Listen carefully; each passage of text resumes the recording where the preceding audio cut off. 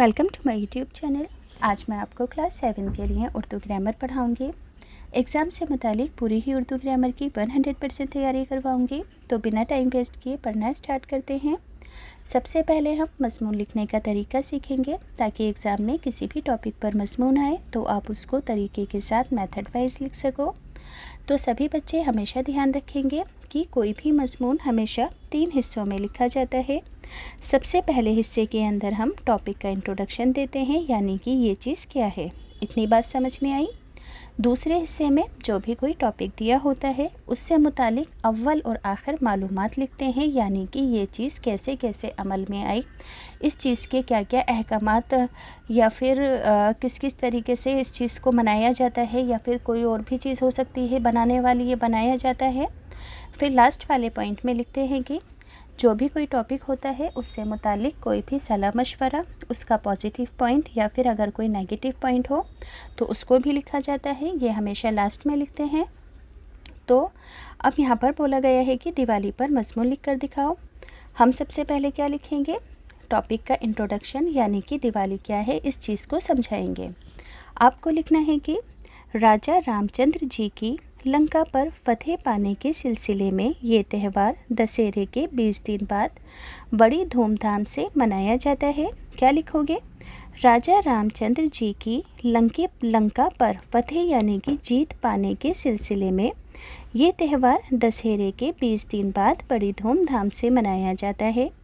राजा रामचंद्र जी, उनकी बीवी सीता और उनके भाई लक्ष्मण को 14 साल का वनवास दिया गया। ये तीनों जुनूबी हिंद के जंगलों में ज़िंदगी गुजर बसर करने लगे। जब राजा रामचंद्र जी और लक्ष्मण शिकार के लिए निकलते हैं तो सीता जी के चारों तरफ हिफाजत की लकीर बना देते हैं। आगे लिखोगे, एक दिन लंका का राजा रावण आया और सीता जी को अगवा करके ले गया। जब रामचंद्र जी और लक्ष्मण जी वापस आए तो उन्होंने बंदरों की फौज के साथ लंका पर हमला कर दिया। इस लड़ाई में लंका का राजा और उसकी फौज को हार का मुंह देखना पड़ा और रामचंद्र जी सीता को वापस ले आए। आगे लिखोगे, ये त्यौहार राजा रामचंद्र जी के अयोध्या वापस लौटने की खुशी में भी मनाया जाता है। सेकंड पैराग्राफ में क्या लिखना है आपको? टॉपिक से मुतालिक मुकम्मल मालूमात कि ये त्यौहार कैसे कैसे मनाया जाता है। तो सेकंड पैराग्राफ को पढ़कर सुनाने से पहले सभी बच्चों से रिक्वेस्ट है, एक छोटी सी बात बताना चाहती हूँ कि जिन बच्चों को स्टेशनरी के गिफ्ट आइटम्स के ख़ास प्रोडक्ट्स ख़रीदने का शौक़ है, जैसे कि ऑटोमेटिक शॉर्पनर वगैरह, यानी कि हर चीज़ बिल्कुल यूनिक और बेस्ट क्वालिटी की और बिना किसी कमीशन की आप घर बैठे मंगवा सकते हो। लिंक मैं डिस्क्रिप्शन में डालूँगी। बच्चों, ये चीज़ें बहुत ज़्यादा आला किस्म की हैं जो कि आम दुकानों पर नहीं मिलती हैं। अगर बाई चांस मुश्किल मिल भी जाती हैं तो डिस्ट्रीब्यूटर इसके लिए बहुत ज़्यादा कमीशन खाते हैं। तो आप बिना किसी कमीशन के इन सभी ख़ास चीज़ों को घर बैठे अपने लिए, अपने दोस्तों के लिए, अपने टीचर्स के लिए गिफ्ट के रूप में देने के लिए मंगवा सकते हो। इसके अलावा दूसरी चीज़ है जो कि छोटे बच्चों की सेफ्टी के लिए है।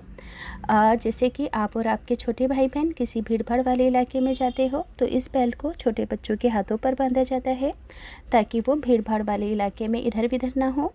तो मैं भी अपने बच्चे की सेफ्टी के लिए यूज़ करती हूँ। और ये जो बेल्ट है आपको ऑफलाइन कहीं नहीं मिलेगी, सिर्फ ऑनलाइन अवेलेबल है। लिंक मैं डिस्क्रिप्शन में डालूँगी, आप वहाँ से जाकर ख़रीद सकते हो। तो अब हम सेकेंड पैराग्राफ को पढ़ेंगे कि ये त्यौहार कैसे मनाया जाता है।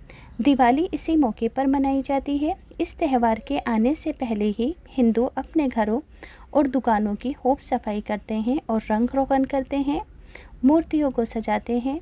जिस दिन ये त्यौहार होता है उस दिन सुबह ही सुबह सारे हिंदू नहाते हैं और नए नए कपड़े पहनते हैं और फिर शाम होते ही सारे घरों और बाज़ारों में रोशनी की जाती है।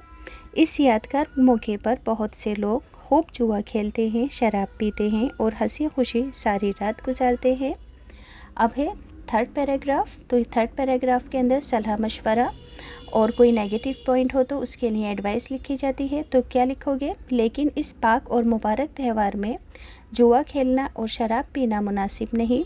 इस जगह अपने अकीदे के मुताबिक इबादत करना बेहतर है। ये त्यौहार खुशियों का गहवारा है, यानी कि खुशियाँ लेकर आता है।